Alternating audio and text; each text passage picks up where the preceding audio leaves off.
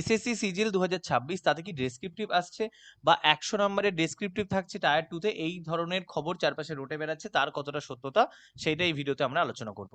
তো ফার্স্টে আসি যে হঠাৎ এইরকম সকালবেলা থেকে হঠাৎ এরকম কথা কেন ছড়িয়ে পড়লো যে এসএসসি সিজিএল 2026 তার যে টায়ার 2 তাদের ডেসক্রিপটিভ আনতে চলেছে এসএসসি।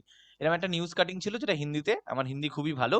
তো মানে আরো একটা নিউজ কাটিং ছিল, দুটো কাটিং থেকে যা বুঝলাম সেখানে বলা হয়েছে যে এসএসসির সামনের একটা পরীক্ষা আছে, সেটা কি পরীক্ষা, সেটা ডিপার্টমেন্টাল পরীক্ষা, তাতে নাকি ডেসক্রিপটিভ আনা হয়েছে, এই বছর আনা হয়েছে। তার ফলে যে ফার্দার এক্সাম গুলো আছে তাতেও ডেসক্রিপটিভ আসার একটা চান্স থাকছে। আর এই খবরটা ছড়িয়ে পড়ার পরেই চারপাশে তো এত টেলিগ্রাম চ্যানেল আছে, সেখানে ছড়িয়ে পড়লো। ঠিক আছে, টেলিগ্রাম চ্যানেল প্রচুর আছে যারা ফ্রড হয়, যারা এরকম জিনিসপত্র ছড়ায়। তারপরে দেখি বড় বড় টিচার যারা আছে তারাও এই খবর দিতে শুরু করলো। তো তারপর দেখলাম মানে এই জিনিসটা, তারপর আমার কাছেও এসএমএস আসতে শুরু করলো যে এইটা কি শুরু হবে, যে স্যার এর আবার ডেসক্রিপটিভ আসবে কিনা, দাদা ডেসক্রিপটিভ কি আসবে। তো তারপরে ভিডিওটা বানাতে হচ্ছে, মানে এটা খুবই বাজে একটা ব্যাপার যে এই নিয়েও ভিডিও বানাতে হচ্ছে, কিন্তু কিছু করার নেই।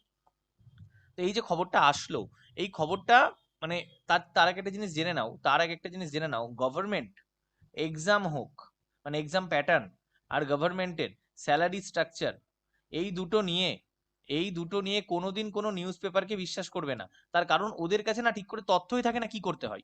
টাইমস অফ ইন্ডিয়ার মতো বড় মানে নিউজ মিডিয়া, আরো বড় নিউজ মিডিয়া আছে যারা একদম কি যখন লিখবে এক, তার সঙ্গে তুমি কোনো মিলই পাবে না।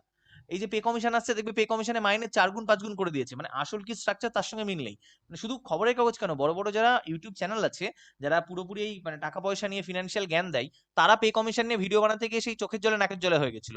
বিশাল বড় চ্যানেল আছে, তাদের 50 মানে লাখের কাছে সাবস্ক্রাইবার, তাতে আমি কমেন্ট করেছিলাম যে এরকম ভুল কেন।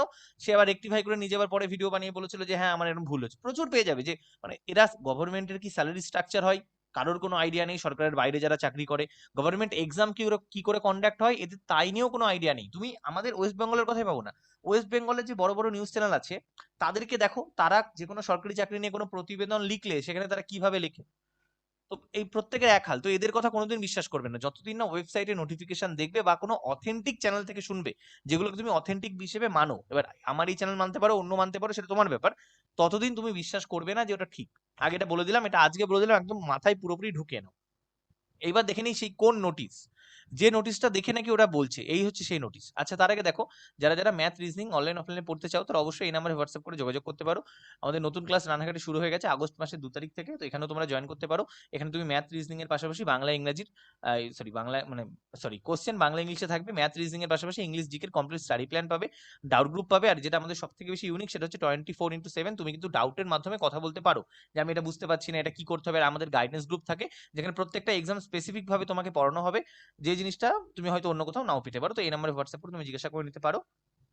ওকে, আচ্ছা এইবার যদি দেখে নিই আমরা এই যে এইটাই, এইখানে যে ডেসক্রিপটিভ পেপারটা বলছে, এখানে একটা নতুন জিনিস এসএসসি করেছে, সেটা খুব ভালো জিনিস। কি করেছে, আগে কি হতো, আগে একটা কোশ্চেন দিত যাকে আমি বুকলেট বলি, সেইগুলো দেখে দেখে খাতায় কলমে উত্তর করতে হতো, যেখানে কোশ্চেন আউট হয়ে যাওয়ার একটা চান্স আছে। কারণ জানো আমাদের ভারতবর্ষে অফলাইন পেপার করে সেটাকে সফলভাবে করানোর, সেই সফলভাবে করানো হয়তো ইউপিএসসি শুধু পারে, আর কেউই ঠিক করে পারে না করতে।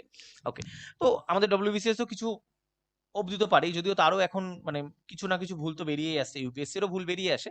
তো এইবার বলছে যে তোমার অনলাইনেই থাকবে কোশ্চেন পেপার এবং তোমাকে অনলাইনেই টাইপ করতে হবে, তার মানে কি কম্পিউটারে টাইপ করে উত্তর দিতে হবে। তো এই জিনিসটা ওরা দেখেছে, এই জিনিসটা ওরা দেখেছে, দেখে ভেবেছে যে আরো নতুনও যে পরীক্ষা আসবে সেখানেও ডেসক্রিপটিভ হবে।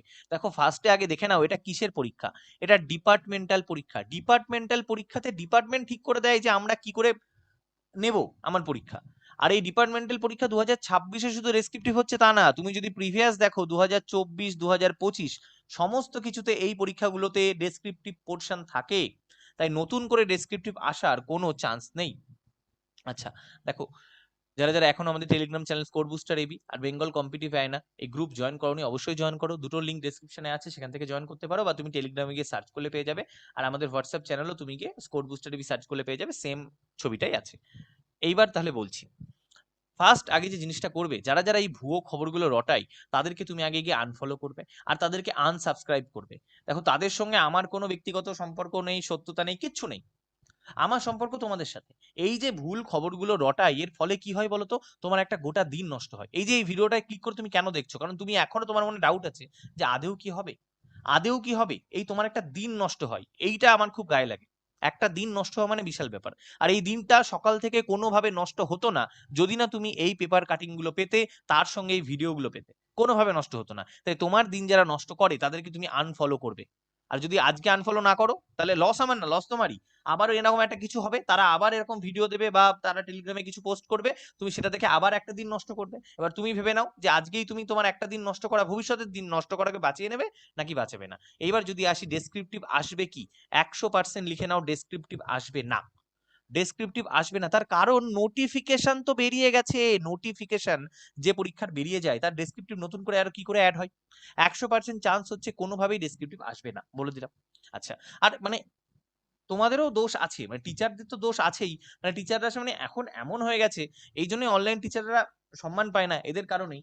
মানে একই যে কি করে আমাকে ভিডিও বানিয়ে ভিউ পেতে হবে, মানে ভিডিও বানাতে হবে, ভিউ পেতে হবে, বেশি ভিউ, বেশি রিচ, বেশি লোকের কাছে পৌঁছাবে, বেশি কোর্স বিক্রি, এরকম আর কিচ্ছু না। যে একটা মানে আর তোমাদের দোষ তো তোমাদেরও আছে, তোমরা ভালো জিনিস বানালে দেখবে না, এইরকম জিনিস বানালে তোমরাও বেশি বেশি করে দেখবে, বেশি ছড়িয়ে পড়বে সবকিছু।